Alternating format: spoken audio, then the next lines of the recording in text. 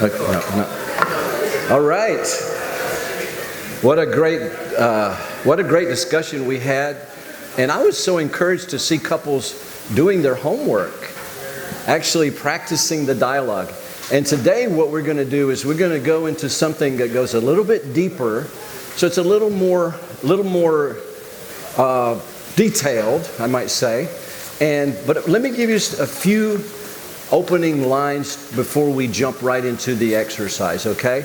Today we're talking about how our past challenges affect the relationships we have today.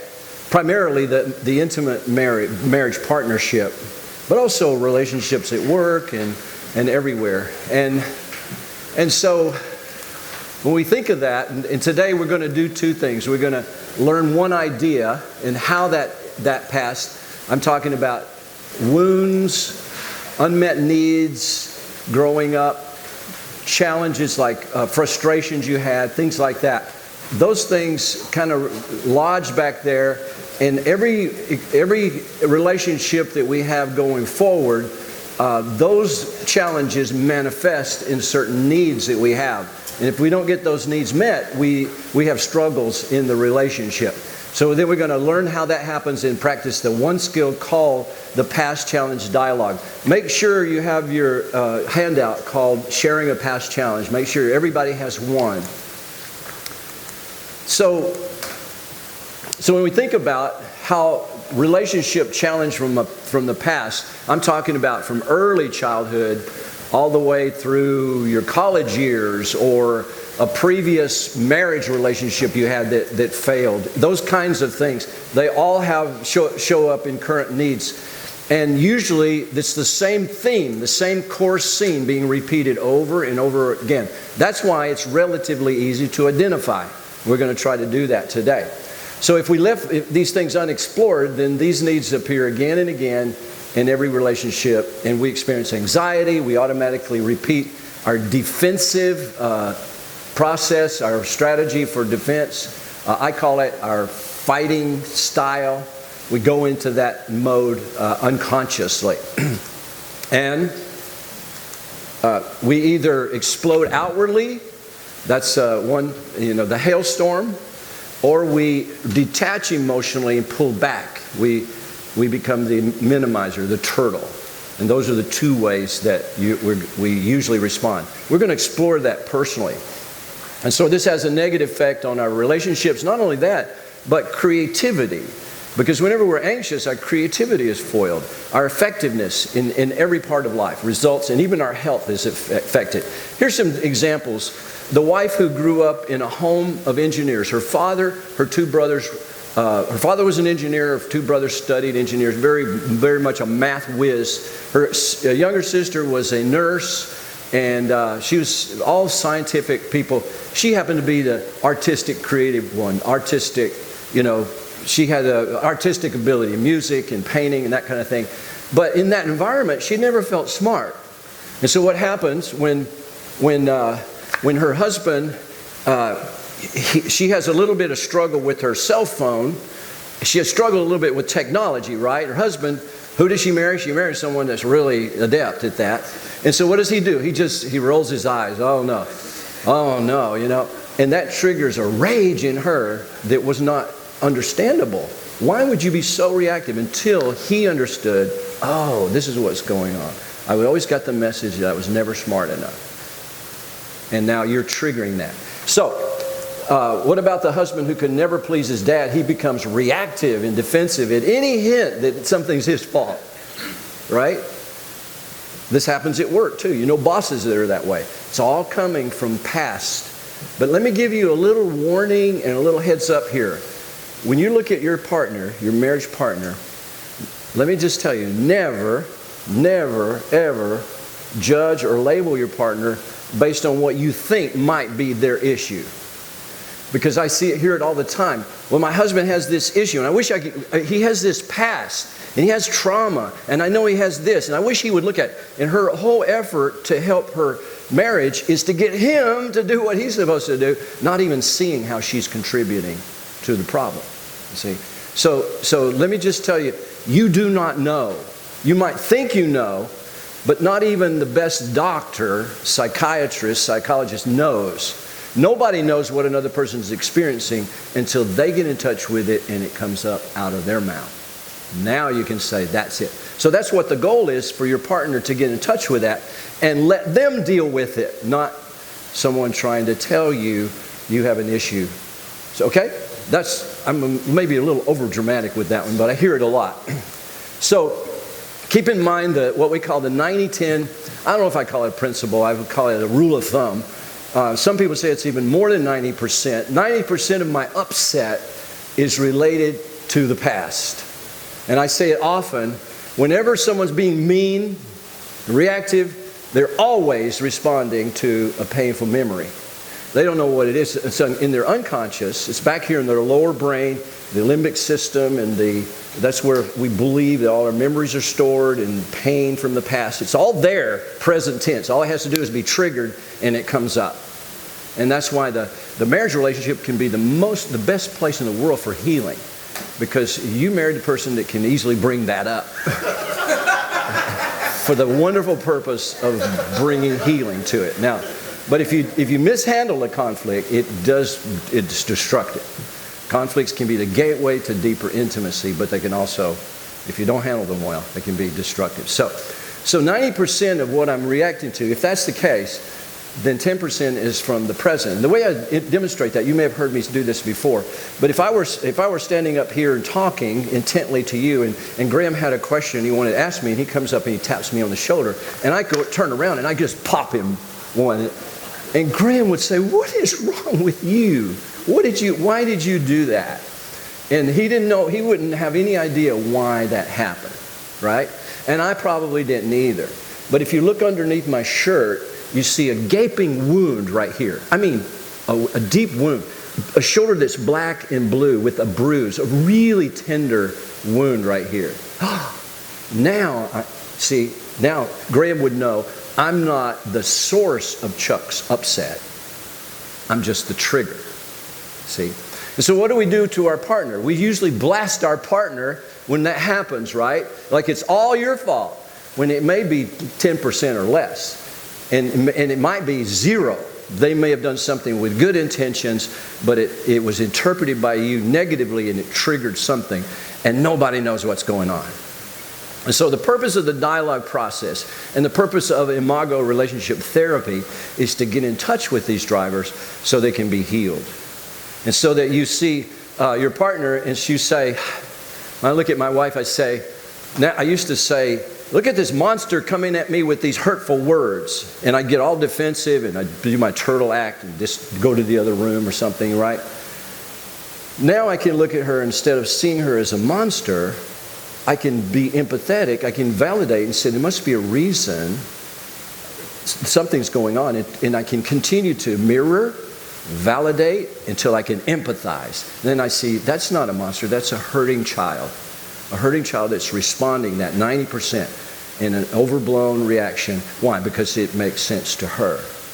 And now I can embrace that rather than be repelled by that and bring healing to that. So a trigger can be like one of my mentors calls it a 5-watt stimulus can trigger a 1,000-watt reaction, and that's what happens.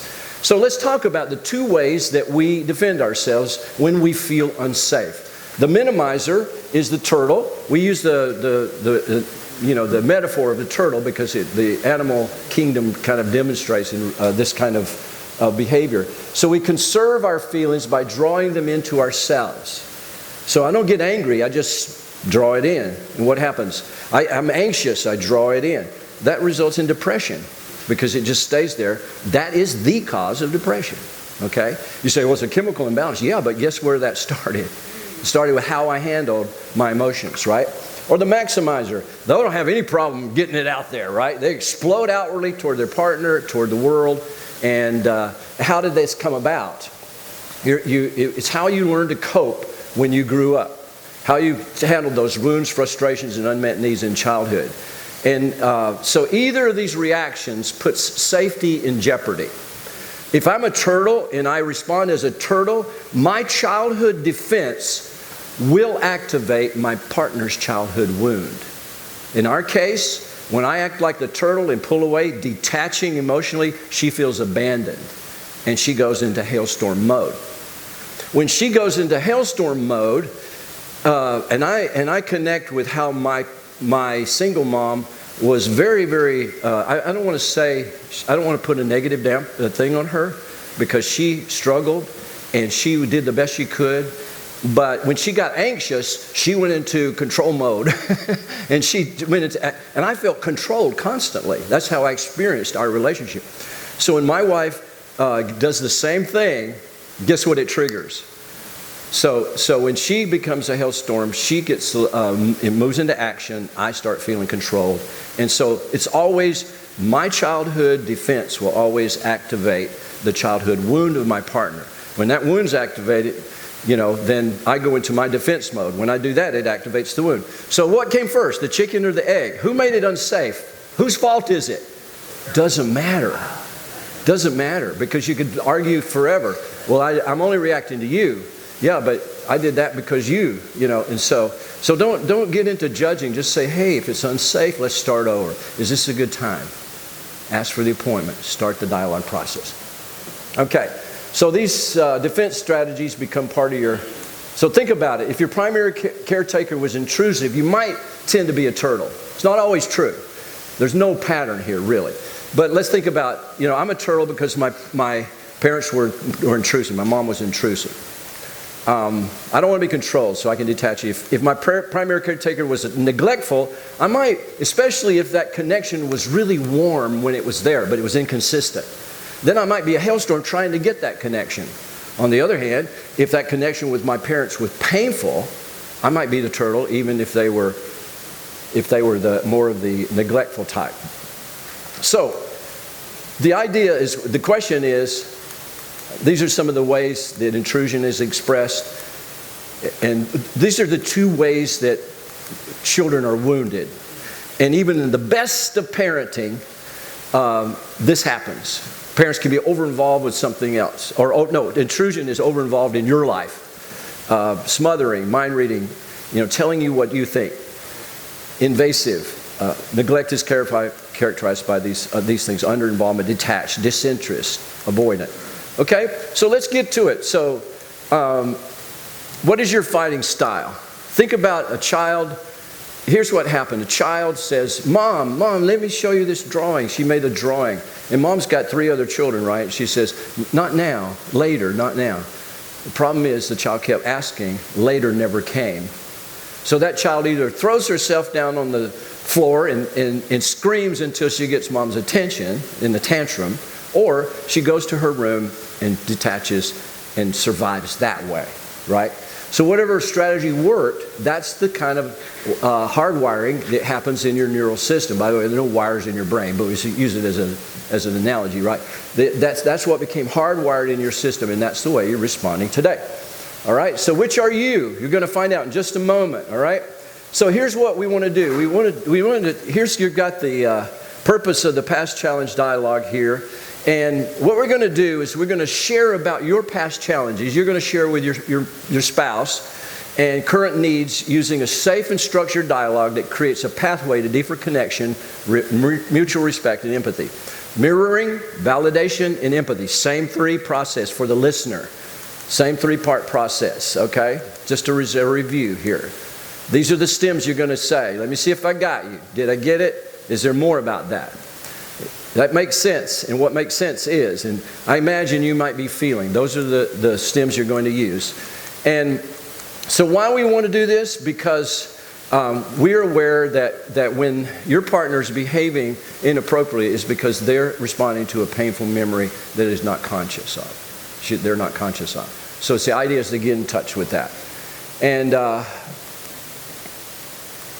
And so take page 1, study the list of 10 items right here. There's 5 on one side and 5 on the other.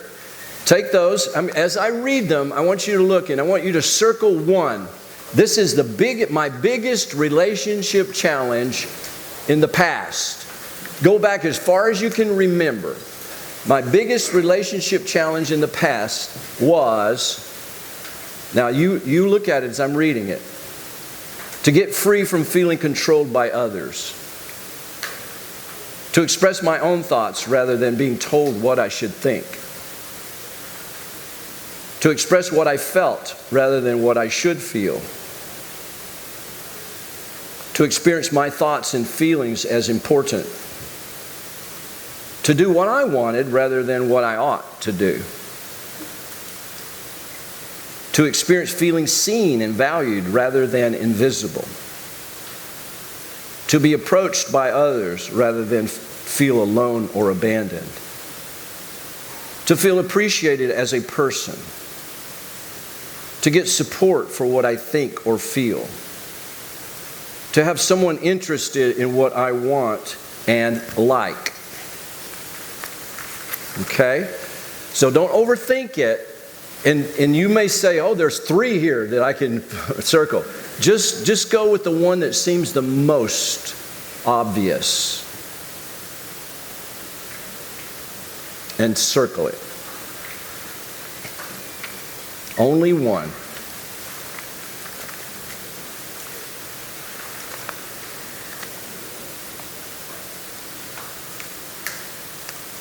Okay, everybody done? Okay, so go ahead and circle the one you think. Now, go to the next page.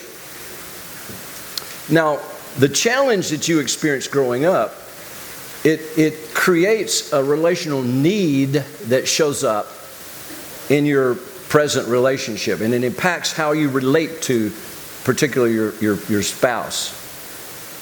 So study this list below. This is the present need. My biggest relational need in the present is, as I read it, you look at it and decide. To be free to do what I want to do with my time. To experience trust from others in my thinking and my decisions. To be asked what I feel and what I want. To experience recognition and appreciation for my perspective. To experience what I do and want as valued by others. To experience interest in what I am talking about.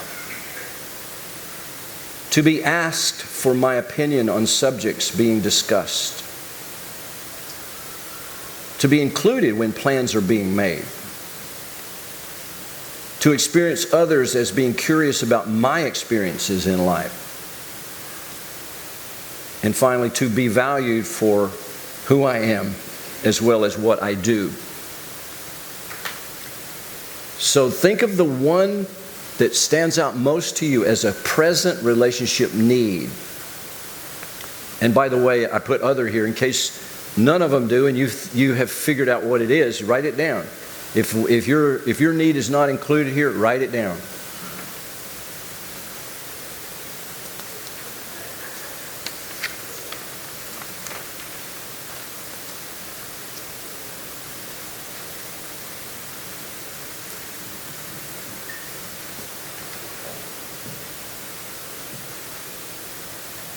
Okay? Anybody need any more time?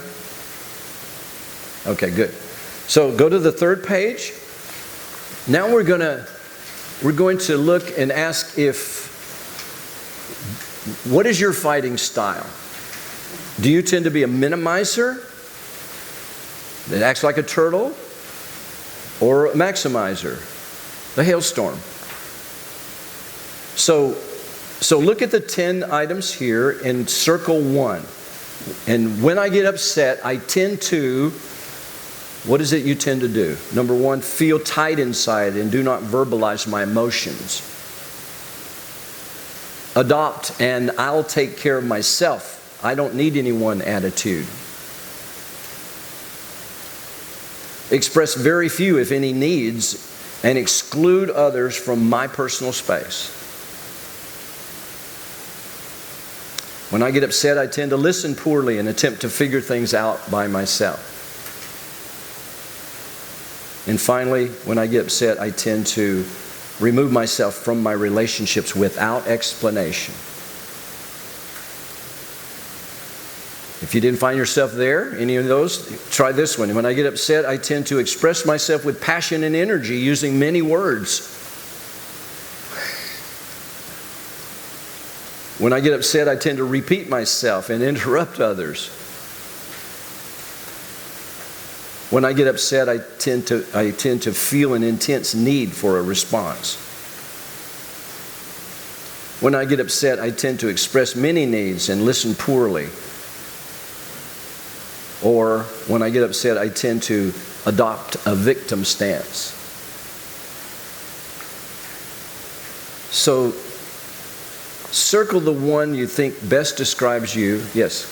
What if you start really strongly one way and you end very strongly another way? Well, we are both. Sometimes we're hailstorms, sometimes we're turtles. In your marriage relationship, you will tend to be one more than the other. Like some people can be a turtle at home, but be an absolute hailstorm at work, or vice versa, right? But it's in relationship that survival need comes up in relationship to this person. So usually hailstorms marry turtles, and turtles look for hailstorms. I don't know why. Well, I guess I know why, but But sometimes you'll find two turtles, or sometimes I've been in sessions with couples where there are two hailstorms, and I changed the name from hail, H-A-I-L storm, to hell, H-E, hailstorm, because that's what it was when they were just, throwing things and that kind of thing, just two hailstorms. So, by the way, the hailstorm is not the villain. The turtle is just as guilty when you pull away.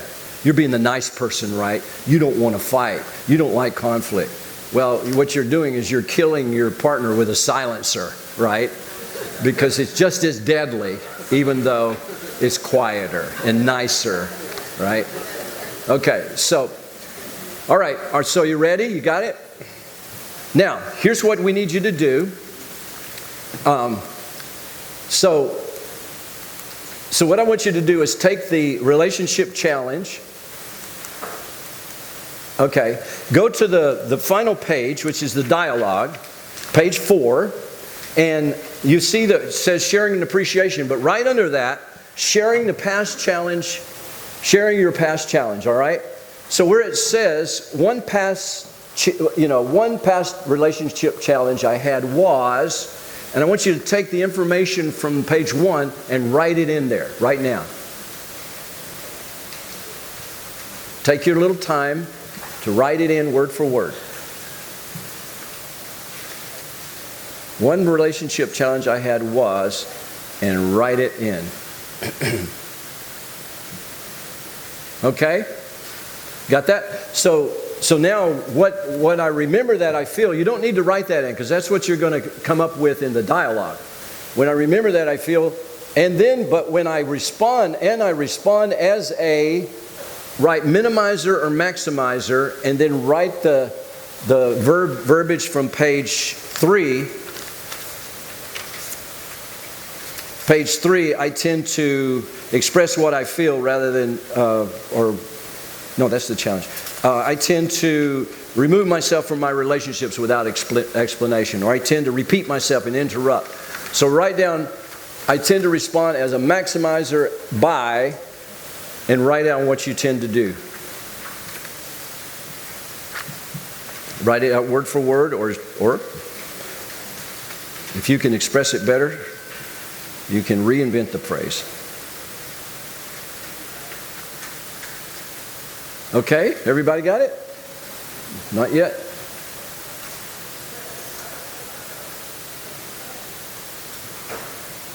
Okay, got it? All right, so the last thing, the relationship need I bring into my present relationship that is connected to this past challenge, and we do this at work and everywhere, but particularly in my marriage, is, and then state the need that you circled on page 2. State the relationship need in the present that you circled on page 2. Okay? Good to go? All right. So now you have your form filled out, and we're going to do the dialogue. And let me just ask: is there anyone here without a partner? If you want to do it, we'd like to pair you up because you can actually do this dialogue with another person. You're not sharing a frustration about them. You're just talking about yourself. And you can have. It's good to have someone to mirror and validate, etc. Okay. All right. So anybody have anybody? Okay. Anyone want to pair up here? Okay. You want to get together, the two of you? After you can do it after we have we've done the demo. Okay. But if anyone else, got another one here? Is there someone else? I can't see anybody raising their hand, but okay. These lights are shining in my eyes. All right. So we'll try to find someone for you there. Now. So what you're going to do as you share these parts in the dialogue, one past challenge I had was to be approached by others rather than feeling alone or abandoned. And so then your partner says, "Let me see if I got you." You said, "Did I get it? Is there more about that?" And then, yes. And when I remember that, I feel, "Let me see if I got you." You said, "Did I get it? Is there more about that?"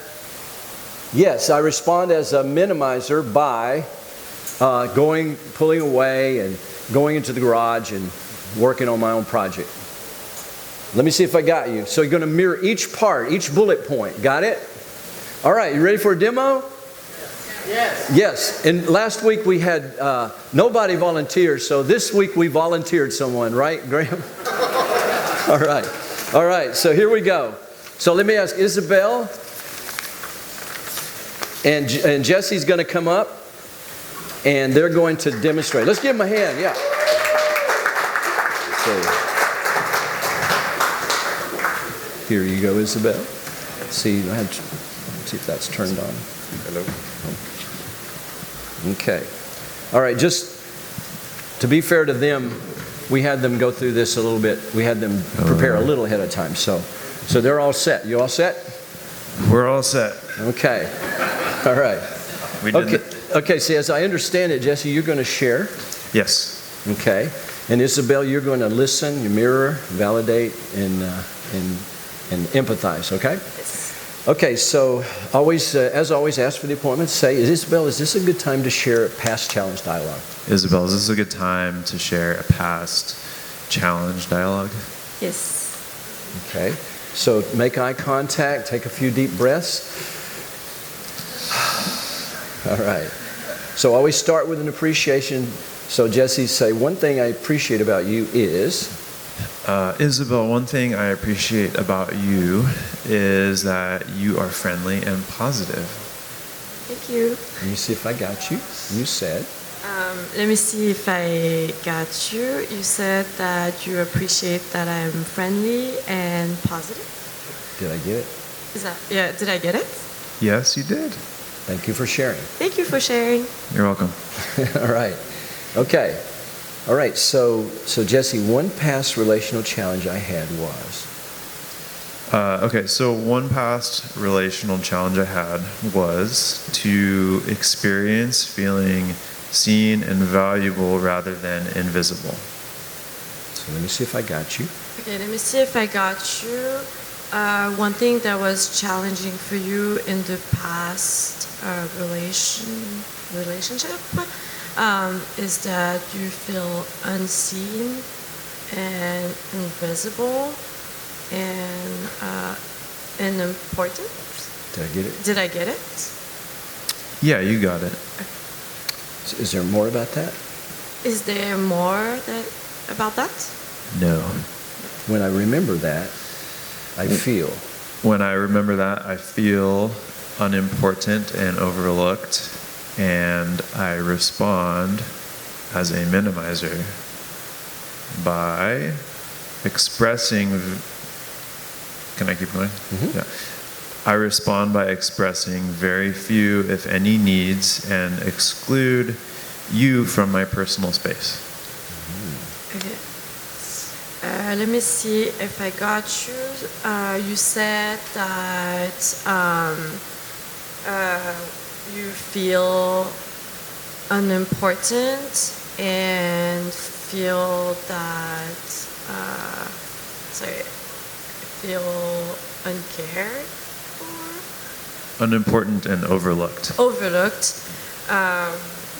And as a response, you would be the minimizer, and so you would exclude me from your thoughts.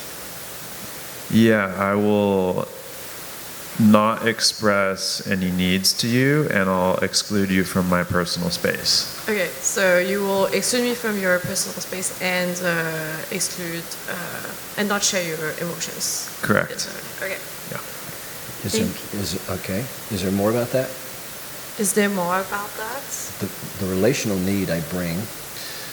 The relational need I bring into my present relationships that is connected to my past challenge is to experience recognition and appreciation from my perspective. Okay. Let me see if I got you. So the relational need that you need is to be recognized and valued for your expression, what you express. Is that right? Yeah, to just be recognized and appreciated for my perspective. Okay, recognize and appreciate it for your perspective. For your perspective. Mm-hmm. Did I get it? Did I get it? Yes. Is there more about that? Is there more about that? No. What I would really like from that relationship need. What I would really like is for my relationship need, which is to experience recognition and appreciation for my perspective, is to be met by curiosity to know my thoughts before judging them. Okay, so your relational need is to be recognized and recognize your perspective and to understand your perspective. And also how to do that is to be curious and maybe ask without being judgmental.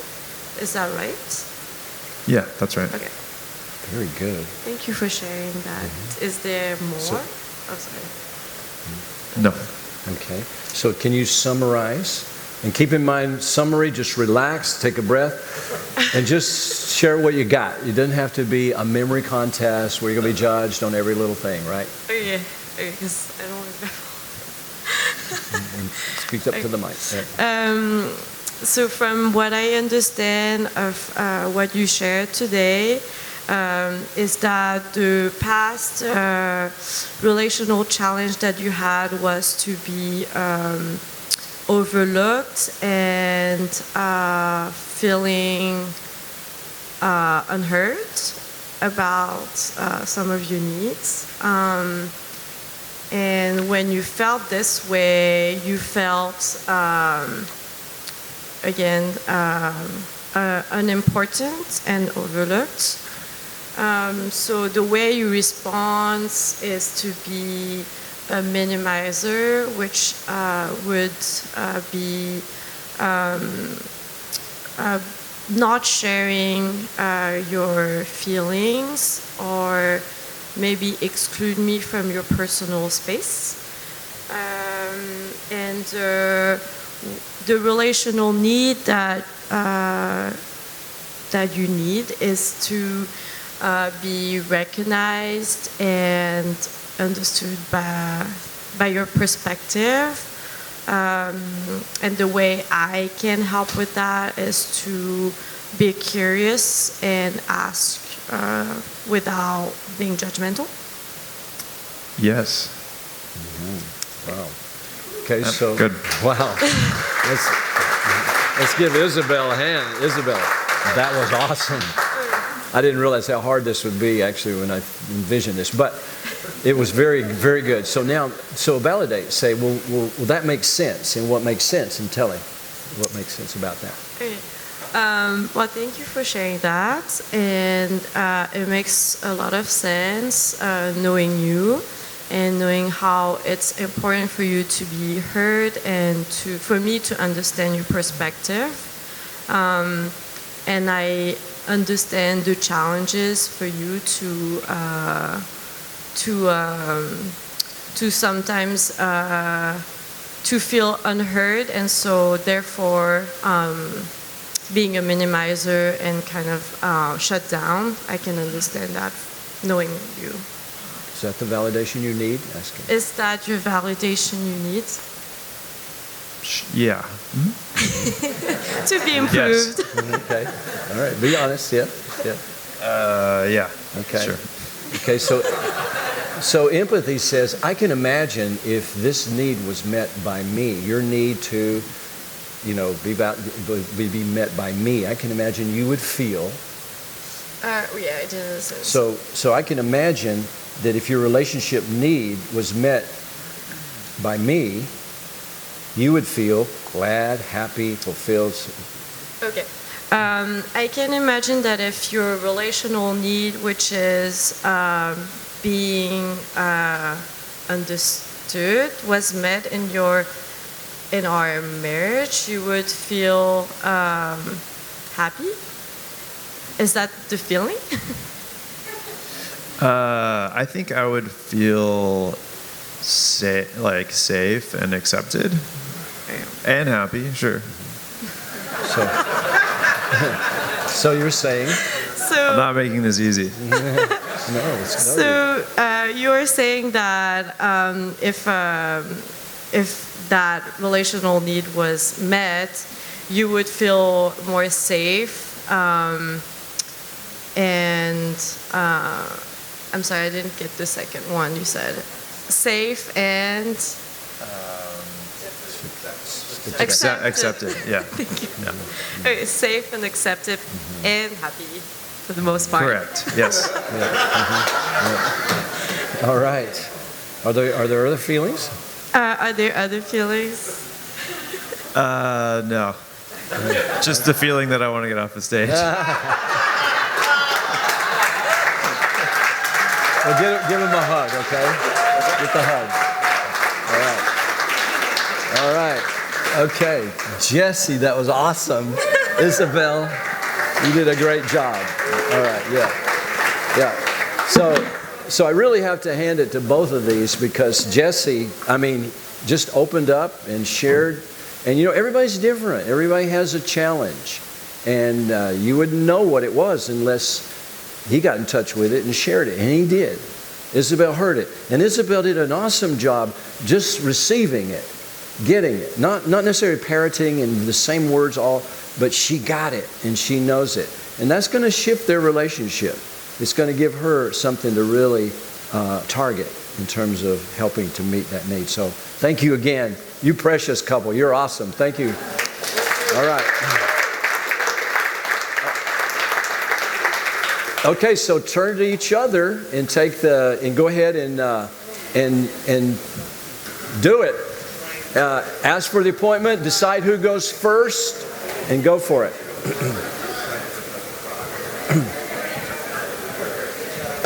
So you have two of you who are okay, so I think we're just about done. I've got a couple of minutes here to wrap up. And if you didn't get your hug in, you can always do it Sunday afternoon. 49ers game's over by now, so there'll be no distractions, right? Okay, everyone, does someone have anything you want to share just briefly? I've got 2 minutes or less now. I've got a minute and a half. Yes, you want to share something? What if you get down here at the end and she doesn't totally agree with it? Well, we said validating is not agreeing. But what I've got to do is I've got to see that even though if I were to put a 6 and a 9, a 6, which is a 9, You know, okay, you're saying it's a 9, you're saying it's a 6, and we're arguing, right? So validating is not saying, okay, you're right, I'll throw the 6 out, it's a 9, I'll agree with you. No, I don't agree with you, I see a 6. Validating is me standing up and coming over here, looking through his eyes and saying, oh, while I may see it differently, you make sense. See, you're seeing his logic. So that's the beauty, that's what we call differentiation.